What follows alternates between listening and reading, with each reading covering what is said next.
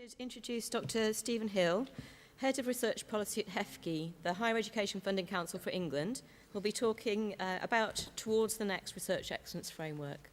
Thank you, Stephen. Okay, thank you very much for the introduction and for the invitation to come and speak to you today. So the title of my talk is Towards the Next Research Excellence Framework, and I have to apologise for those of you who came to listen to this talk because you thought you were going to get all the juicy details about what's going to be in the next ref. Unfortunately, you're not going to get that, and the reason you're not going to get that is that no one knows what that is. We're in a very, very early stage of thinking about the next ref, although I will touch on, as has already been mentioned, the open access policy that will apply to the next ref, because that is one of the few components that we have already nailed down.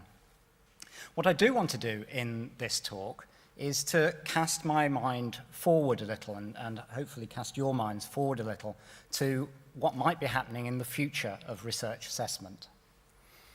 And the reason I want to do that is because I think, and this has already been hinted at in the previous talk, that we are coming to a big change in the way we think about research and the way research is carried out. And that has implications for the assessment of research through things like the Research Excellence Framework. And to cut to the concluding comments, I think the current way in which we do research assessment is going to have to change significantly to take into account the changes in the way that research is being done. This is a long-term thought. I don't think the next ref will look that different from the present one, but we really need to start thinking about the ways in which research assessment responds to this agenda. Now, the reason I'm saying that is really because I think there is a major change going on in the way we think about and do research. And if we were to characterize that change into one word, then that word would be open. Of course, there's open access, and we've heard about open data, but I think the opening of the research process goes much broader than that, as I'll get to towards the end of the talk. But just on this increasing openness, this is just a couple of slides from Google Ngram looking at the occurrence of phrases within the Google Books corpus. You can see open access as a phrase has been around for a very long time. What's fascinating is that in recent years it's become open access with capital O and a capital A, a very striking change as that's taken off in recent times. But as well as open access, you can also see within that Google Book corpus the relatively recent arrival of terms like open research and open science. And I don't think for this audience these are particularly the terms that need to be explained particularly, but they do have enormous implications. So the red arrow on that slide is just to put some context, because that red arrow corresponds to the point at which the Budapest Declaration on open access was made. Sorry, the text on this slide is so small, but the picture of Budapest is so nice that I thought I'd make the text small and leave the picture of Budapest up. The Budapest Declaration is really encapsulates the whole philosophy of this open science, open research movement. It's mostly about open access, but it talks about the coincidence of a technological revolution through the internet and a social revolution through the ways we think about ownership of information. And it crystallizes those together to talk about free and open access to research outputs and data. And I think this is the opening paragraph. It's a pretty inspiring opening paragraph. Actually, it talks about the good of humanity and things like that. But I think it does set the scene very strongly for this open research agenda and takes us into places that are very different from the sort of research we talk about now. And if you want a more recent book that summarizes this agenda, the book Reinventing Discovery by Michael Nielsen really sets out where we are in terms of this open research agenda and paints a very compelling vision of the future that we might have. The quote up there from the book: to take full advantage of modern tools for the production of knowledge, we need to create an open scientific culture where as much information as possible is moved out of people's heads and laboratories and onto the network. And I think that agenda is a response to changes that are going on in society, both technological and around empowerment and the wisdom of the crowd, for want of a better word. But I also think, and if you read Nielsen's book, it comes across very strongly, as well as a trend, this is an imperative. If we want to solve the complex and difficult problems that we have to solve, then actually our research needs to move faster and it needs to be more effective. And this networked science that Nielsen proposes is one of the ways of actually addressing that. So what do research funders need to do about this? Well, I think, broadly speaking, if we assume, and I do, that this agenda is a positive one, then we need to do things to incentivize open research and open scholarship. We need to do things that remove barriers that prevent that openness from happening. But at the same time, we need to make sure we protect the important features of the scholarly system that are valuable and need to be retained. So rigorous quality assessment through peer review would be one of those factors that we need to work hard to protect. So what I'm going to do in the next few minutes in the talk is just take you through some of the things that we either have very recently done or are in the course of doing to address this agenda, before I move on to think more speculatively, perhaps, about what the future might hold. So the first thing I want to talk about is our recently announced policy for open access in a post-2014 REF. That is the official terminology, a post-2014 REF. It's not REF 2020, unless you're David Sweeney, in which case it is REF 2020. The policy, I think, can be summarized in three very simple requirements. And these requirements apply to journal articles that will be submitted to the next REF. They apply after the 1st of April 2016. The first one is that they must be deposited at the point of acceptance, and the thing that must be deposited is at least the author-accepted manuscript. And that deposit can take place in an institutional repository or a subject repository to be eligible, but it must be deposited somewhere. And we think, even though the policy is flexible on where, that universities will want control over this process. So we think this is a very important new role for institutional repositories. Within that repository, the output must be discoverable. That is a publicly available metadata record that allows people to know that it's there, even if they can't read it. That's important because we think that people who really need to read outputs will actually seek them out and get access to them directly from authors. And so making sure that outputs are discoverable from as early as possible is important. And of course, the output needs to be accessible.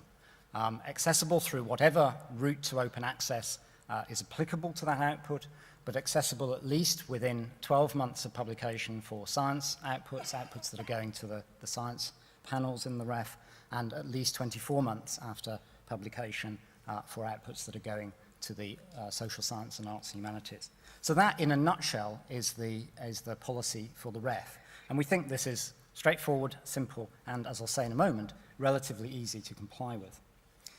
There's a little more nuance to this, as I've already said. It only applies to journal articles and conference proceedings, but we will give credit for institutions and units of assessment that go further. So in the narrative elements of the REF, if you can provide us with evidence that you're making your monographs open access or you're making research data openly available, then that will attract credit as part of the REF process.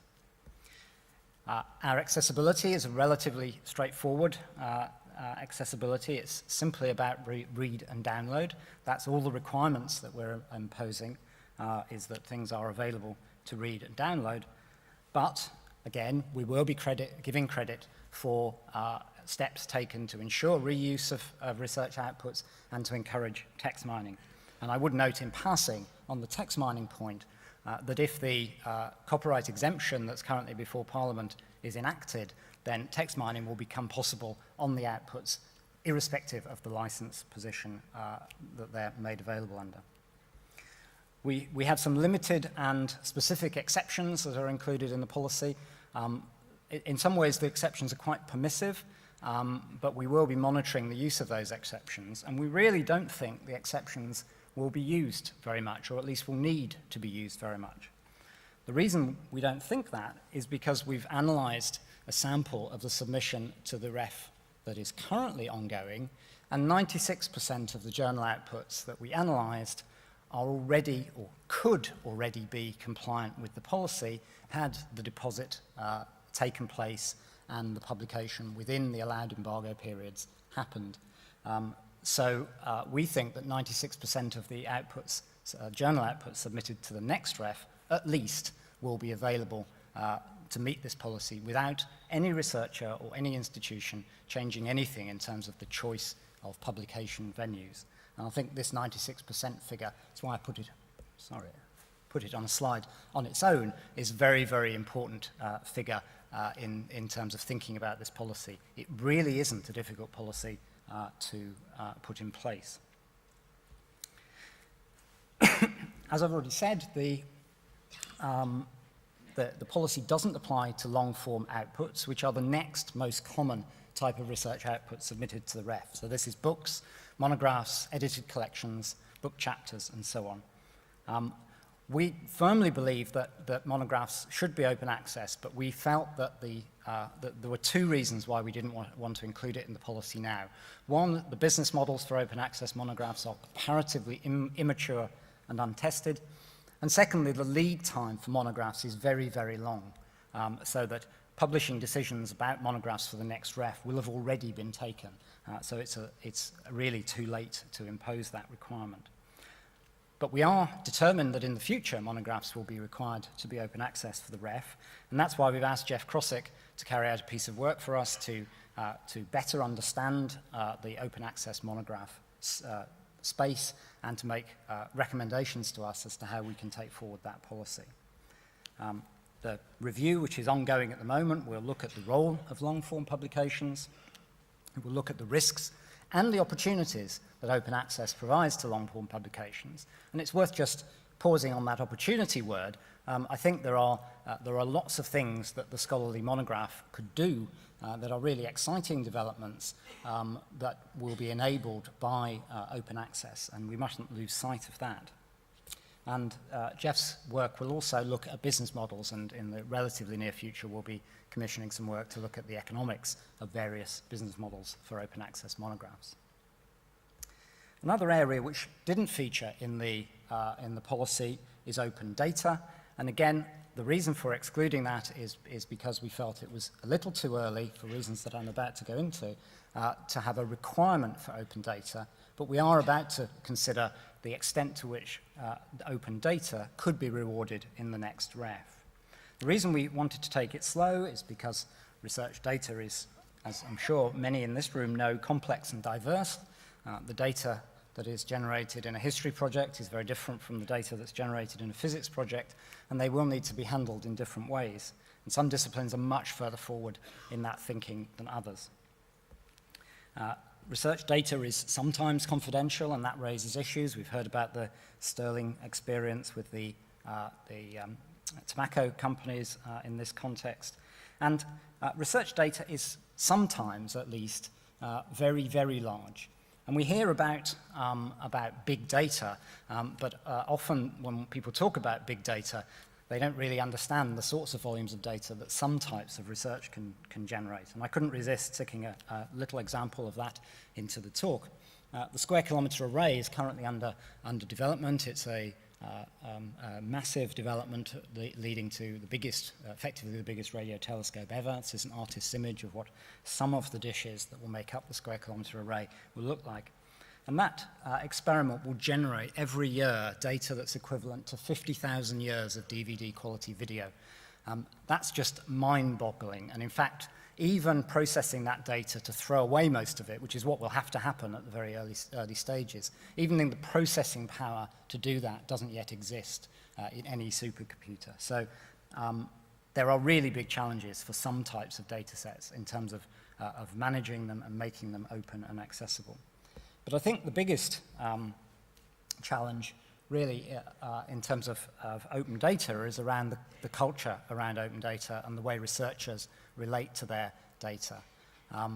There is still a culture in many research disciplines where people want to hold on to their data, exploit it, and think it's theirs, that they have some sort of right over, irrespective of who's funded the work. And I think overcoming those cultural differences will be very difficult, and that's where we need to start working.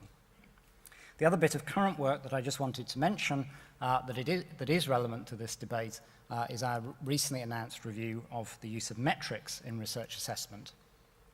This work will be led for us by Professor James Wilsdom from the Science Policy Research Unit in Sussex. And what we'll be looking at there is a very broad look at all of the metrics that could be used to measure research performance. We'll be looking at what metrics there are, what they measure, which is not always obvious. Are they fair, which is a very important point, and what are the behavioral aspects of using those metrics? And we want to do that not only to inform our future thinking about research assessment, but also to help institutions, universities, think through how they use metrics internally in their own research and staff management processes.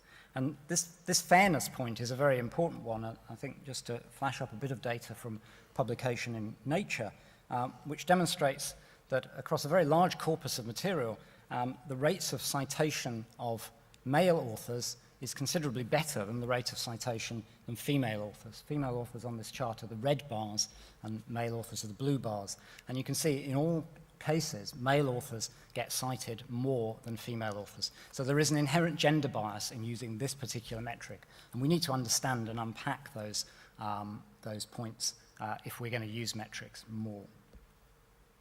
So for the final part of my talk, and according to the clock on here, I have 4 minutes left, which is quite ambitious for this part of the talk, so hold on to your hats. I want to think about open research assessment and where this openness agenda is likely or potentially could take us. We're probably all familiar with this type of classical research cycle where we think about the processes of research, coming up with ideas, developing them, getting funding, planning the work, gathering data, processing that data, publishing the findings, and then going way back round that loop again. That's how research has been described and thought of for quite a long time. And some of the things I've talked about, like open access, really just takes a part of that and makes it open. So in the case of open access, it's publications that become open.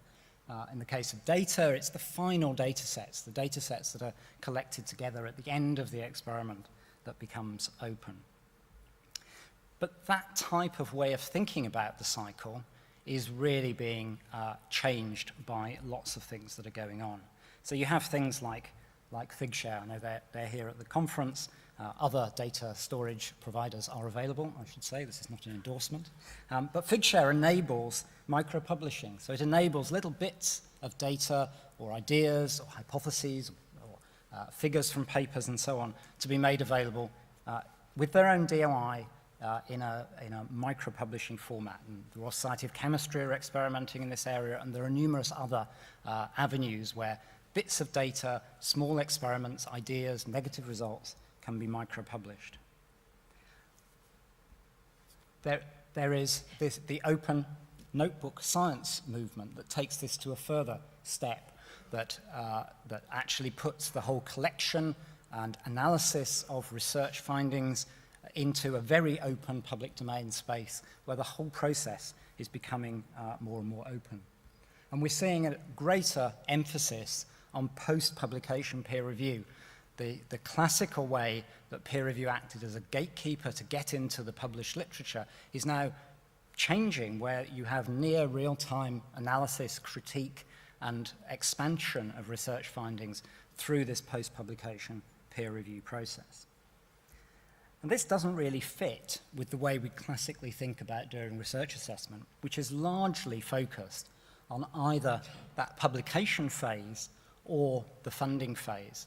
If publications are going to become very different, they're not going to be big monolithic papers that are produced periodically, but they're going to be networks of information drawing together micro-published data and ideas from a range of different people.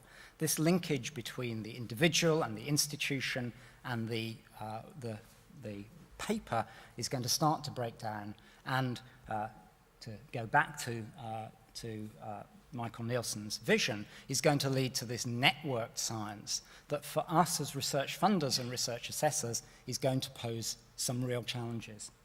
And I'm not going to try and answer those questions in the 45 seconds that I have left, but I want to throw those out to the community. I think it's Abraham Lincoln that said, if you want to predict the future, you have to create it. We need to start thinking now about different ways of assessing research in this new networked and open research era. So with that, I'll end and thank you for your attention. Thank you.